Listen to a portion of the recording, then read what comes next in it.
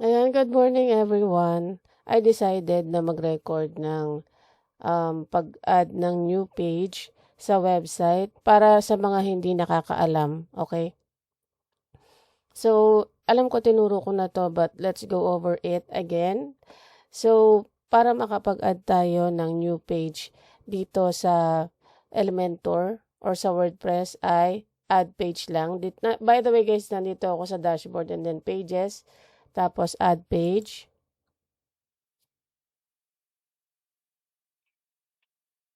And then, makikita natin dyan ay add title. So, add lang tayo ng halimbawa, services. Lagay ko 2 kasi meron na akong services page. So, gagawin ko na lang siyang 2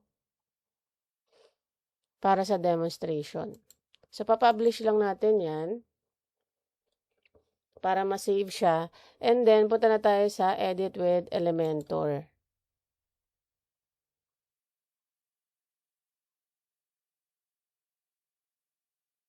Okay, so makikita nyo dito, nandito na yung header and footer natin. So, no need na na-edit sila.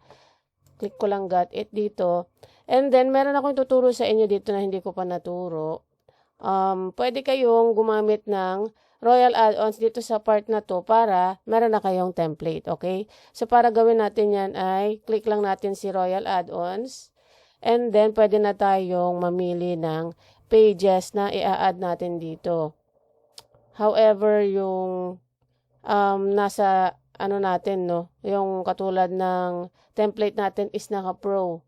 So, halimbawa service, ito na lang na free na to ang piliin natin kasi yung kailangan natin is naka-pro, no?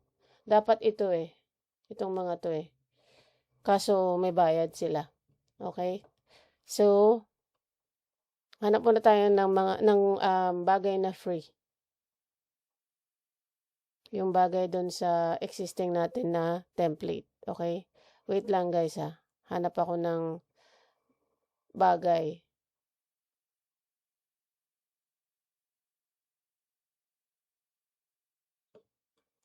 So parang wala no. Pero pwede tayong mag-filter dito. Click nyo lang yung services.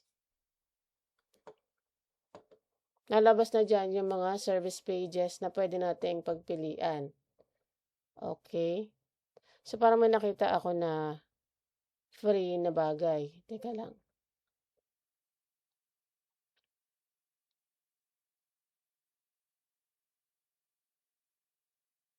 Ito pwede to. Relevant sa atin. So insert lang natin siya.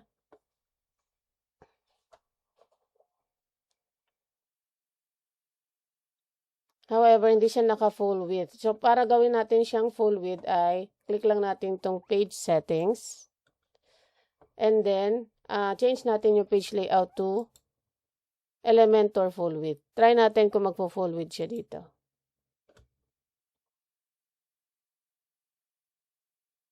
Hindi pa rin nag-full width. Pero, tatanggalin na lang natin to guys para mag-a-add na lang tayo ng bago. Kasi naka-ano to eh. Naka-container to kaya ganito. Try natin mag-add ng section dito.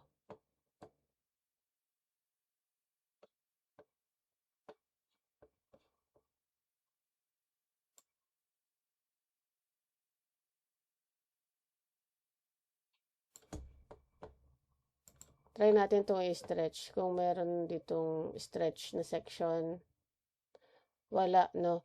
So, ang gagawin ko is, maghahanap ako ng page na pwede natin pagkopyahan. Teka lang. Try ko muna yung nasa isip ko ngayon na solution. Ito. Layout. Tapos, direction column. Ito lang muna. And then, try natin to. Ay, wala siyang full width talaga dito.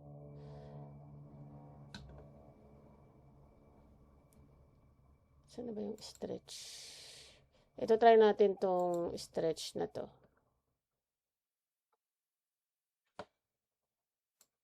Kasi gusto ko, yung heading natin ay magpunta from here to here. Kaya minsan lang kasi talaga ganito yung WordPress na iba yung ano niya, itsura. Lalo na pag kumuha tayo ng template.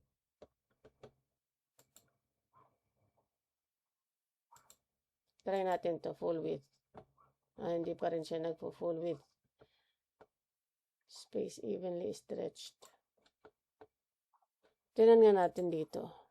Puro container na siya. Ayaw niya mag-section kasi. Pero para copy-copy na lang tayo, hanap ako ng page dito na may naka-full width siya. Pages. And then, I think ito naka-full width to. Tingnan natin ha.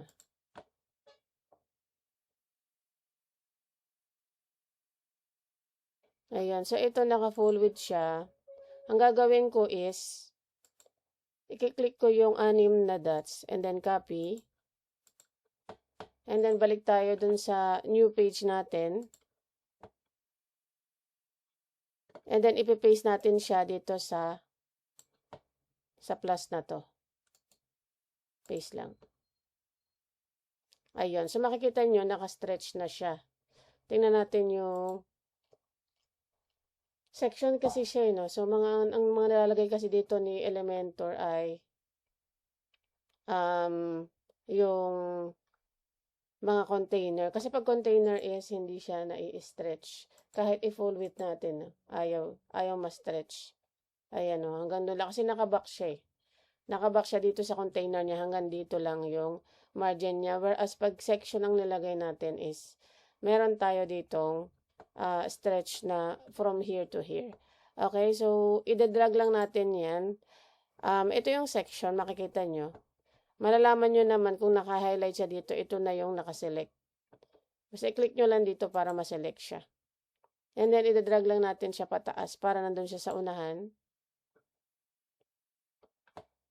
Kasi yan yung header natin dapat. Naka-stretch talaga yan. Okay, so makikita nyo, meron siyang margin dito. So, para matanggal natin yung margin na yan, ay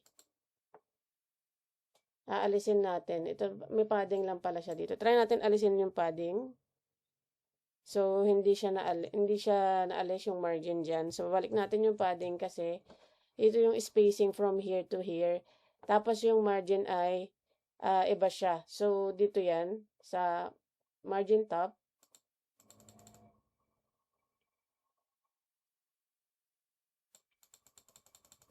Ayan, bawasan lang natin yan. Okay lang siya mag-negative, guys. Basta dapat walang gaps yung mga sections natin. Okay? So, tatanggalin ko tong services. Tapos, dapat services yung content natin dito. Tapos, isipin nyo na lang na about services yung nilagay ko dito. Tapos, dapat dito sa services ay, titingnan ko yung ginawa kong page ng services ko, ha. Services, view.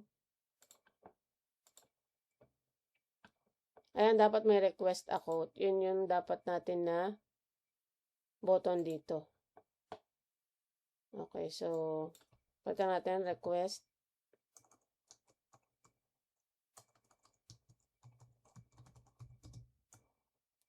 Gusto ko naka all caps yung text ko sa CTA ko. So, ayan. Okay, so as is na lang natin yung view portfolio ko dyan. By the way guys, ang in-add ko dito is 2 column para dito text, tapos dito naman yung image. Try nga natin to na alisin yung gaps para wala siyang wala siyang gaps dun sa column niya. Tanggalin natin to. Ayan. So, ayan na, sakop na niya yung buong column. Okay? So, if I'm not mistaken, ito ay background ang nilagay ko. Ay, hindi. So, image ang nilagay ko dito, guys. Hindi siya column background. So, dinrag ko lang, kinlik ko to, tapos, dinrag ko yung image dito na element, tapos nilagyan ko ng image. Okay? Tapos, meron tayo ditong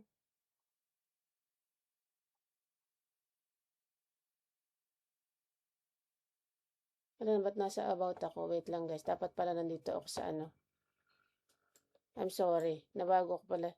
Andito pala ako sa about. Nabago ko pala siya. Dapat di ko binago dito.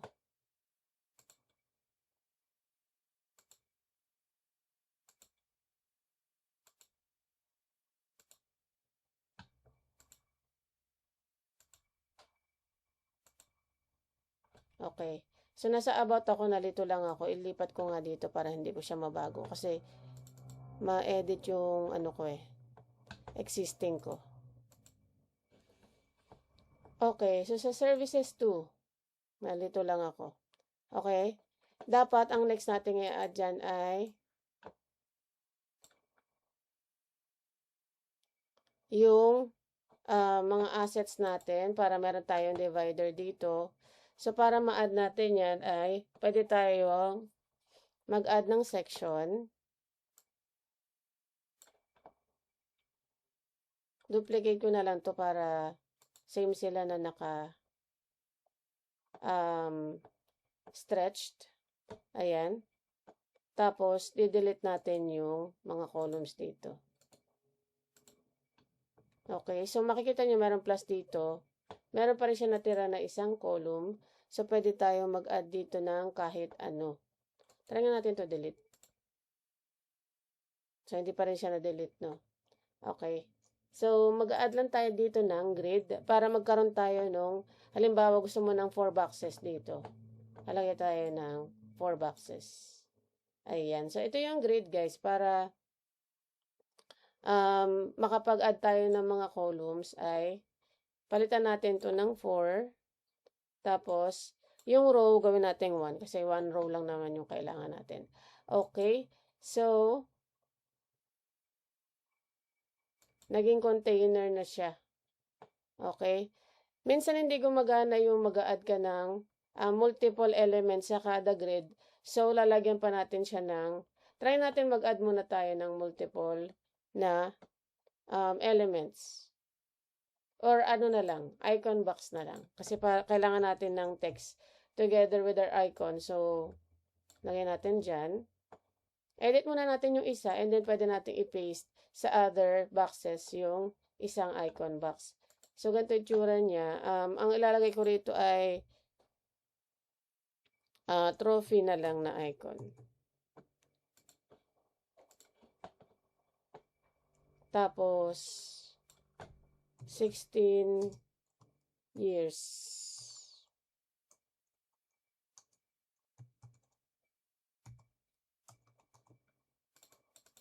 Tapos, of experience lang lalagay ko rito. Tapos, babaguhin na natin yung style niya para pag kinopy natin is para parehas na sila. So, pwede natin baguhin dito yung size. By the way, nagpunta lang ako sa style, guys. Baguhin natin yung size. Gawin natin 25 or 30. Ayan. Tapos, sa content, pwede natin baguhin yung typography dyan or yung text size. Click nyo lang dito sa typography.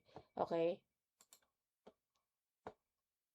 So, baguhin natin yung spacing kasi nalalayuan ako. So, gusto ko 1 lang yung content spacing nila. Icon spacing, bawasan natin, gawin lang natin 2. Ayan. Okay. By the way, guys, pwede nyo rin palitan yung icon position. Pwede nyo siya igilid. Ayan. Tapos, yung vertical alignment, gawin natin middle. Ayan. Tapos, dagdagan natin yung spacing. Content spacing pala yan. Sorry. Dapat icon spacing. Ayan. Para lumayo-layo siya. 30 lang. 30. Tapos, yung size ng icon, lakihan na natin. Kailangan proportional siya dun sa text natin. Ayan. Ayan, pwede na natin siyang, teka lang, gusto ko siyang igitna. Kaya lang, naglalayo siya, no? So, okay na siguro yung ganito. And then, pwede na natin siya i-copy. Pipaste na natin siya dito sa susunod na column. So, paste lang, guys. Hindi paste style. Paste. And then, paste. Tapos, papalitan natin yung content. 300 users ang tawag doon pagka gusto natin yung tao ang maging icon natin, ganyan.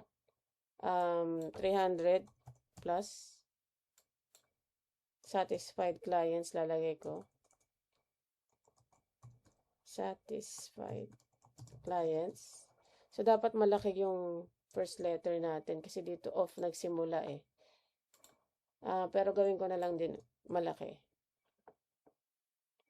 Tapos, halimbawa na palitan na natin lahat yan, guys. Ganun lang yung principle niyan. So, yung process niyan, no? So, kung gusto natin palitan yung background ng section na to ay pwede naman natin palitan. Parang gusto ko to gawing gradient. So, gradient tayo. Yung primary color natin ay yung accent and then yung dark natin, ang ilalagay ko dito, dark red. Ayan. Tapos, gusto kong bawasan yung spacing nito. Pumunta lang ako sa advanced. And then, babawasan ko to sa 50. Ayan, para makipot siya. And then, yung text gagawin nating white. White. Color white. Okay? And then, may hover pala siya. So, gawin ko na lang din white para hindi na siya mag-iba-iba pa ng kulay. Okay? So, copy. Paste style. Paste style. Paste style. Ayan, ganyan lang siya, guys.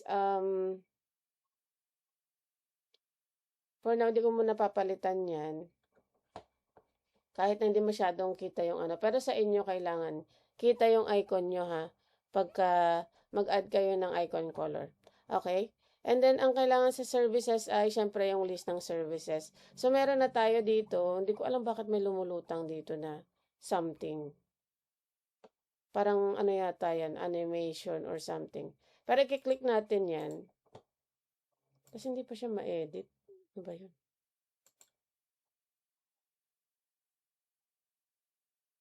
Gusto ko sana itong mga boxes na to, kaya lang, parang hindi naman editable itong ano na to, hindi ko alam kung ano meron dito. Pero try natin publish and then i-reload natin baka sakaling umayos.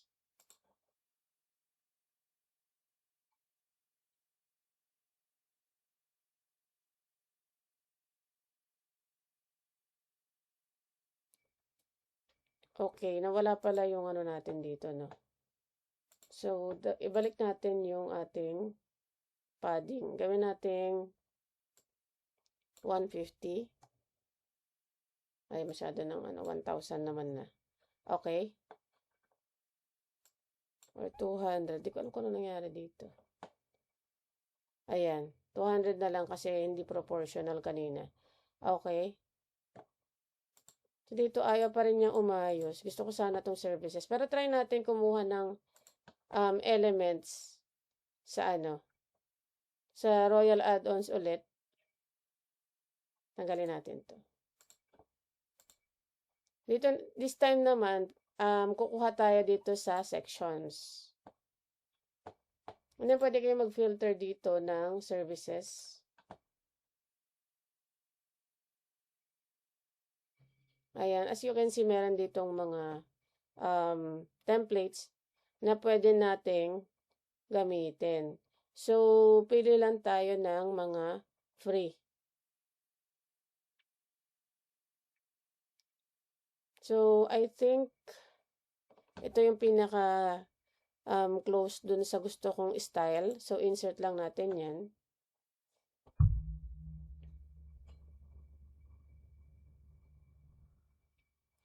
Ayan, so nakita niyo dito ay nandito na siya. So, para mapunta siya doon sa section na gusto ko ay click lang natin to.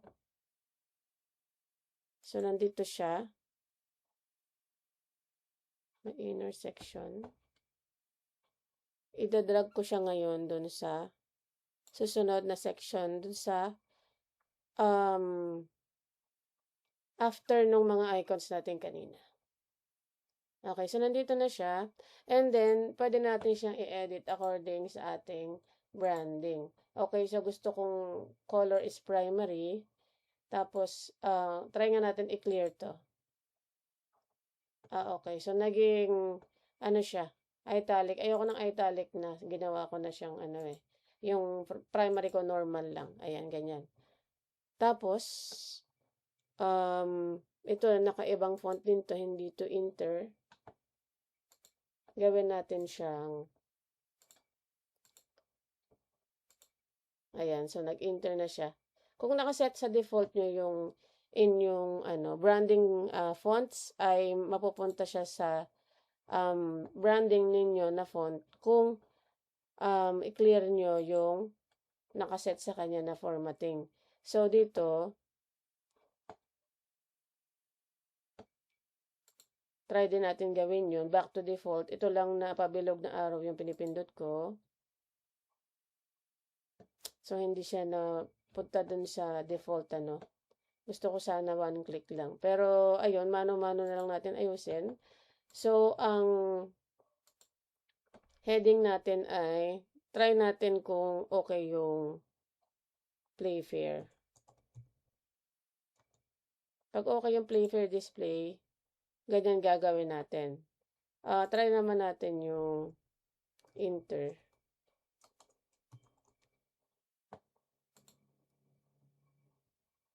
Okay din naman siya. So, Inter na lang. And then, sa description, ayaw talaga niya bumalik sa Inter. Nagiging Open Sans. So, gawin natin Inter.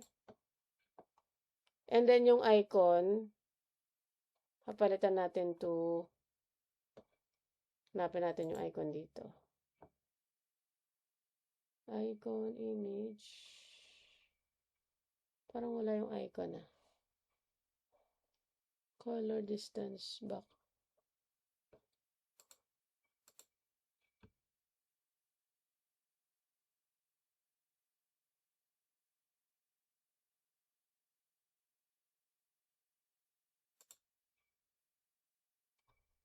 So, image pala siya. Hindi pala siya icon. Okay. So, hindi natin mapapalitan yung kulay niyan kasi as is na yan. Dahil in-upload siya na gray. So, hindi ko muna papalitan yan. Ang gagawin na lang natin is, yung sa back, meron siyang hover color. Ito, papalitan ko to ng maroon. Ayan. So, ganyan na siya. Tapos, palitan din natin yung typography kasi hindi siya naka-enter.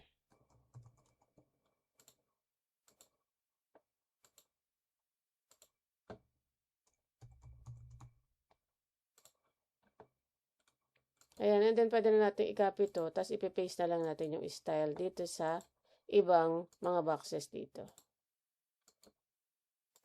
Para mabilis. Ayan, okay na siya. And then dito, pwede tayong maglagay ng photo natin. Ako marami akong generate sa AI dito para magmukha siyang professional. So, itong ilagay natin. Ayan. Tapos, ang lalagay natin dito ay, ang kasunod pala natin ay featured work na yung portfolio section. So, meron akong ginawa for the homepage. Actually, kayo din, pwede nyo rin siyang i-edit. So, edit nyo yung sa home ninyo. Tapos, pwede nyo i-copy yung section na yun. So, i-delete na lang natin to para walang harang. Okay. Tapos, yung portfolio section natin sa homepage, pwede na nating i-copy yan. And then, pipaste din natin dito. Kinopy ko lang, guys, Tapos, paste.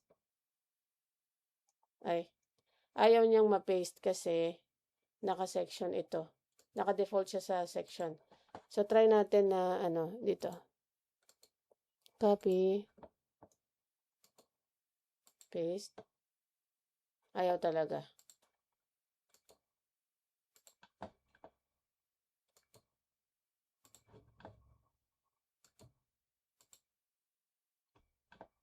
Ayaw kasi iba sila ng format. Hindi sila same ng format ng page.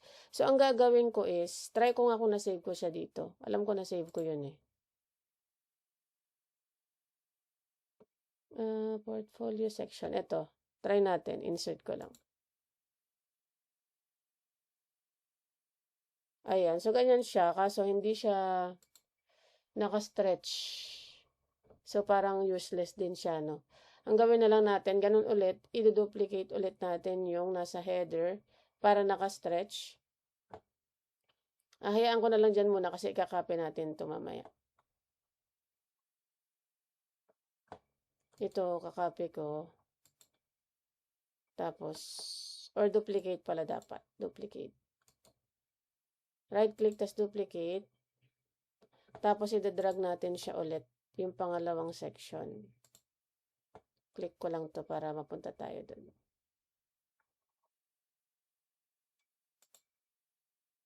Okay, i-drag ko siya dito sa pinakababa.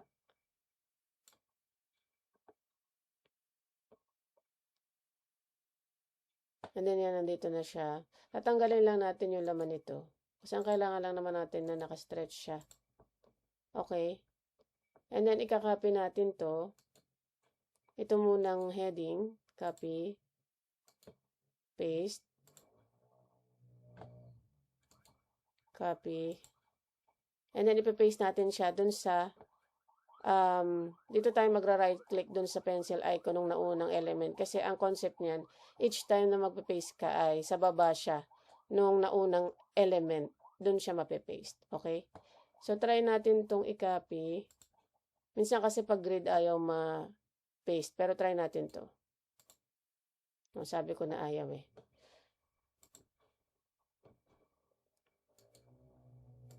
Ulitin natin. Itong grid. Ito container to eh. Container siya kada isa. So, ang gagawin natin is mag-add na lang tayo ng new grid. Kasi ayaw niya makopy. Tapos, ganun ulit. Siset natin siya to 4 columns and then 1 row. Tapos, ngayon, ikakopy na natin yung container isa-isa. Copy. And then paste. Yan, copy. And then paste. Copy. Paste. Copy ulit. And then paste. Okay. So, ayan guys, meron na tayong portfolio section. Tanggalin natin to para wala tayong kalat dyan. And then ito, pansin ko hindi proportional yung kanilang spacing. So, magdadagdag lang tayo. Dito sa advanced. Kinlik ko lang yung 6 dots. And then advanced. Sa bottom may 100 siya pero naka-reduce pa rin. Try natin gawin tong 150.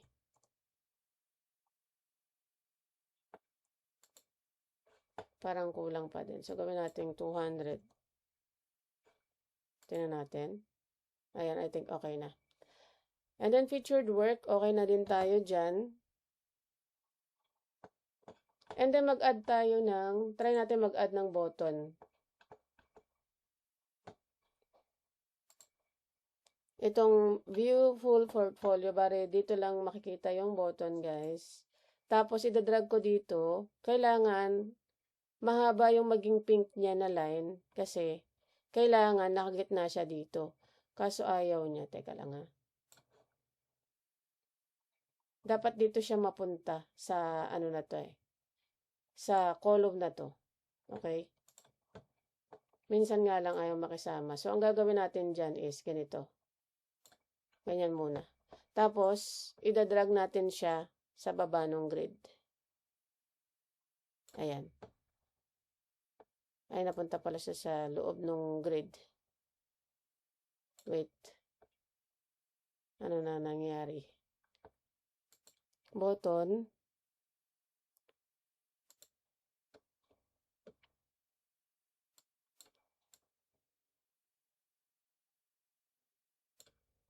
Ayan. So, naibaba ko na siya. Basta pag ganyan, guys, i-drag-drag nyo lang. And, mapupunta rin kayo dun sa pinakababa nitong column natin. Okay? And then, para ma-middle natin yan ay, click ko lang tong center. Tapos, palitan natin yung text. Gawin natin view full portfolio.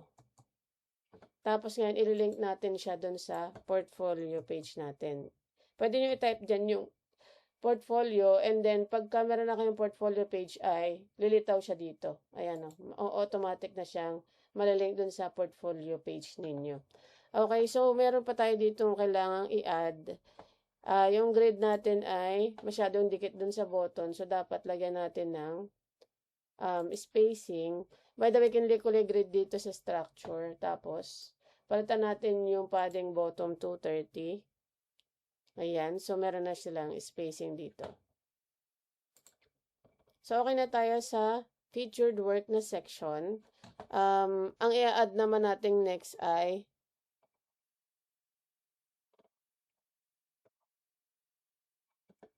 pwedeng CTA or why choose me.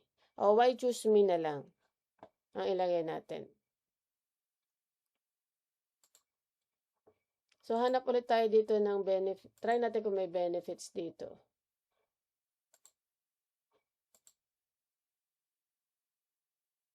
Benefits. Advanced slider.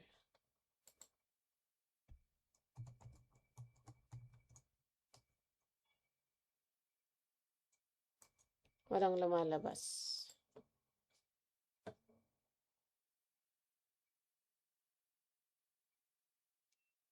Ito ginagamit natin siya para para mabilis.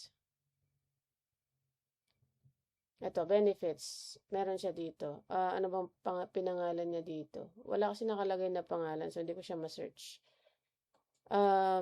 Hanap tayo ng similar na libre lang.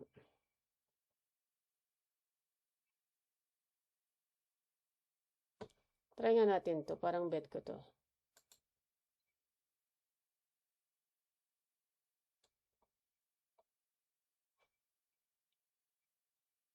Ayan, okay. So, papalitan muna natin yung style niya. Kiniklik ko lang, guys. Pansinin nyo dito ko siya kiniklik sa icon niya dito sa gilid. Kasi, minsan pag dito ayaw gumana. Pero usually naman yung gagana. Pero pag dito, as in safe talaga siya. Hindi siya ma-edit basta-basta. Okay? So, palitan ko lang to ng, ayan, Playfair. Pero yung style kasi niya is naka-italic. So, gagawin ko lang normal. Tapos, yung font color niya, gusto ko black.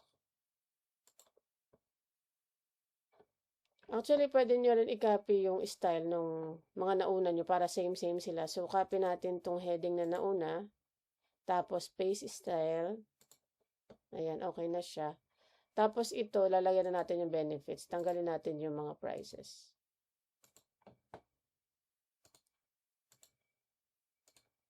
Isa pang benefits yan. Tapos, papalitan natin yung picture. Palitan natin ng picture ko. Ayan. For example, ito.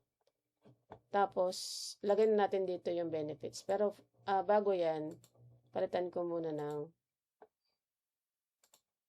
inter na lang. Inter. Tapos, hindi siya italic. Palitan din natin yung font color. Try natin yung red nga. Masyado siyang malaki. Gusto ko sana one line lang. So, gawin natin siyang 20. Ayan, okay na siya sa 20. I-copy lang natin yung style. Paste style. Paste style. Paste style. Tapos ito, gawin din natin inter. Ayan. Napunta na siya sa default. So, ipe-paste na natin. Huwag lang kayo magkakamali ng paste, guys, kasi baka malito kayo. Ayan. So, ngayon, yung ilalagay natin dito, hindi siya services. Why choose me dapat yan.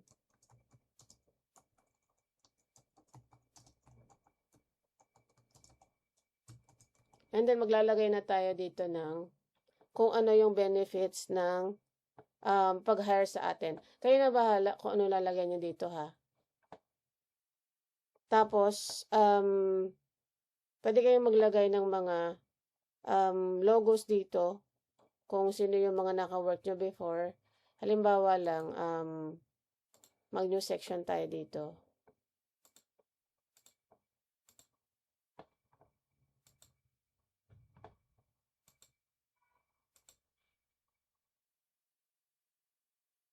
Ayaw na naman niya mag full width. Mag-ano tayo ulit. Mag-copy ulit tayo ng section. Ito, ikakopy ko lang. Tapos, duplicate pala. Duplicate. Tapos, itadrag ko siya dito sa baba. Tiyaga lang para sure tayo na nasa tamang ano siya ma-paste. So, ayaw na naman kasi yun ang sinusunod niya, yung last na format. Pumilid pa ang buang.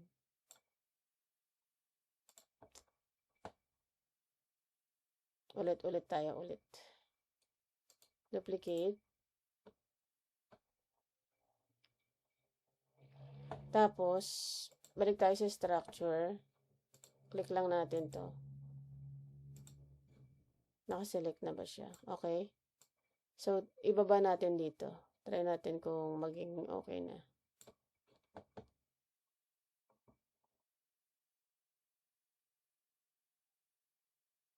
Ayun. Buti nag-stretch. Okay.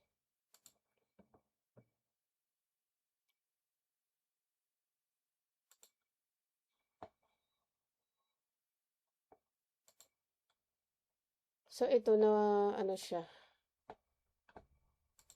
Nabawasan siya ng spacing dito. Hanapin ko lang section niya. Okay.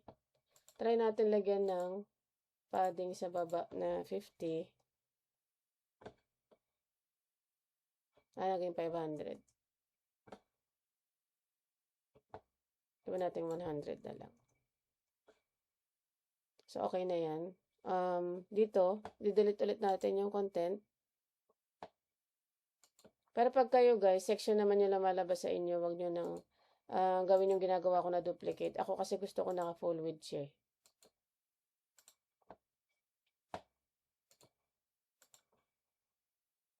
Ang lalagay ko dito ay yung companies I've worked with. Ganyan. Tapos, tatanggalin natin itong button. Ang ilalagay natin dito ay yung gallery.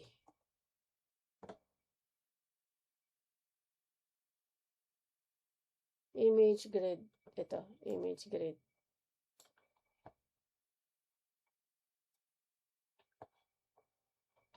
Teka, check ko lang. Kasi parang iba yung nilagay ko dito. Image carousel pala. Yung nilagay ko dito. Pero, pwede rin kasi ito pero mas gusto ko yung image carousel. Ito. Para gumagalaw sila. So, dito, kailangan meron na tayong nakareding mga logos. Pero dahil naka-upload ko na siya dito, ay kukunin na lang natin. By the way, guys, inedit ko itong mga to isa-isa. Dapat same-same yung size nila. Iba-iba pala yung size na inano ko dito, no? Pero, ano sila? Almost same naman yung size nila. Kasi yung iba mahaba, yung iba pababa yung logo nila. So, hindi pala dyan, sorry. Ito pala, iba palang mga logo yan. Ito yung mga same-same. Ang size na ginamit ko dyan ay 602 by 221. Ayan. Isi-select lang natin sila isa-isa.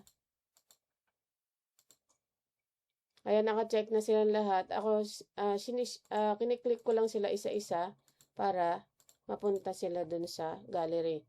So, pag may check na ganyan, ibig sabihin ay magiging kasama na siya dun sa carousel na image carousel. Okay? So, pag na-check mo na yan, create a new gallery. Ayan, tanggalin lang natin yung mga na-click ko kanina. Kasi hindi ko pa yan, hindi pa ako na-hire ng mga yan. Finiture lang nila ako sa mga channel nila. Okay?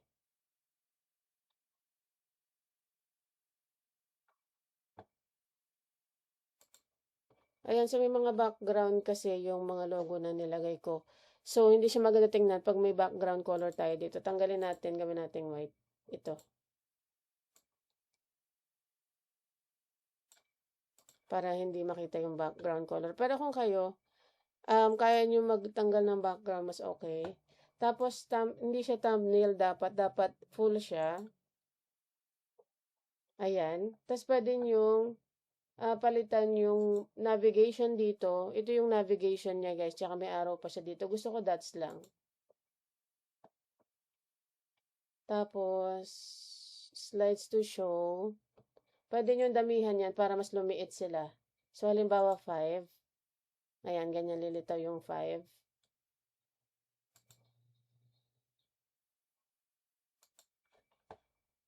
Tapos, slides to scroll 1 lang. Tapos,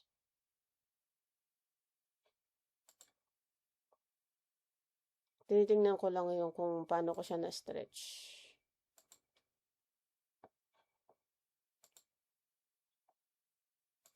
Try nga natin to na paano ko nga ba na-stretch to? Image stretch, no. Navigation, none.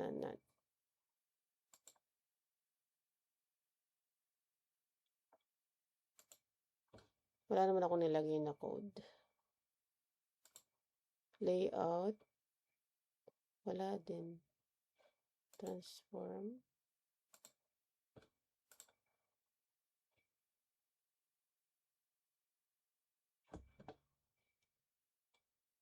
Ayun, isipin na lang natin guys na naka-stretch yan dyan. Kasi hindi ko mahanap kung paano ko siya nagawa before. Pero, ayun, naka-margin pala lahat, no? Zero nga natin yan. Kaya pala siya kumakain ng ano eh. So, bawasan natin to. Gawin natin 50 lang. Gusto ko maliit lang siya. Ayan, 50.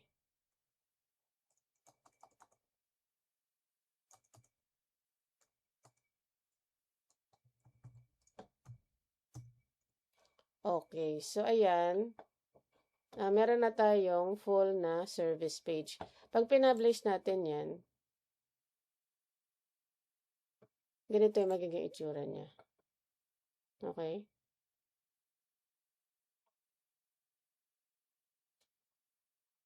Ang ayoko lang dito pagka wala siyang, dapat ito may background color. So, sige palitan ko ito ng background color. Gawin nga natin tong ano. Nakalutang kasi siya. Hindi ko siya ma-select dito. So, saan na ba yun? Ayan, dito ko siya kinlik para ma-select ko siya. Papalitan ko to ng, try natin yung, bakit yan lang na ano? Section naman yung kiniklik ko. Weird. So, hindi siya possible na mapalitan. Kasi ito lang pala yung naging section niya. Tapos, ibang section na to. Kaya pala. Gets ko na. Try nga natin to i-drag. Ano ba to? Column. Heading. Tapos, another section to. Ayun. Dalawang section pala siya. Ganun pala ginawa ng developer dito.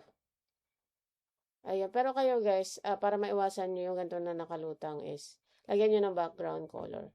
Ito kasi, kakaiba yung ginawa nung sa template natin, so hindi natin mapalitan. Okay. Ayan, ganyan lang siya guys. Ganun din gagawin nyo sa portfolio page nyo. Lagay lang kayo ng grid kasi karamihan doon grid. Kung makikita nyo dito, yung portfolio page ko ay puro grid.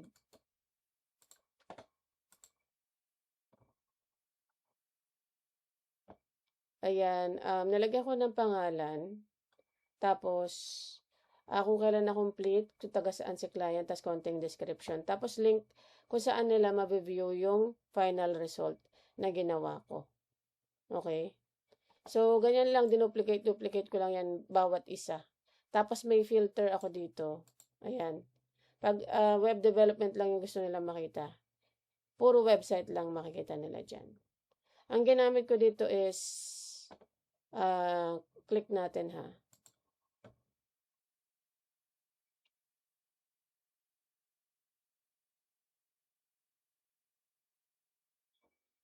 If I'm not mistaken, tabs ang ginamit ko dyan na element. Oops. Click lang natin to. Ayan o, tabs nga siya, tama. So, hanapin nyo lang dito sa elements si tabs. Ayan, nilitaw na yung tabs na element.